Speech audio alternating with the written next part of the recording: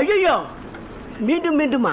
இப்படி தாங்க எனக்கும் தோண ஆரம்பிச்சிடுச்சு. நேற்று நான் உங்களுக்கு சொல்லியிருந்தேன் ஹாம்ஸ்டர் 3 குட்டி போட்டேன். இன்றைக்கி பார்த்தீங்கன்னா 4 குட்டி இருக்குது.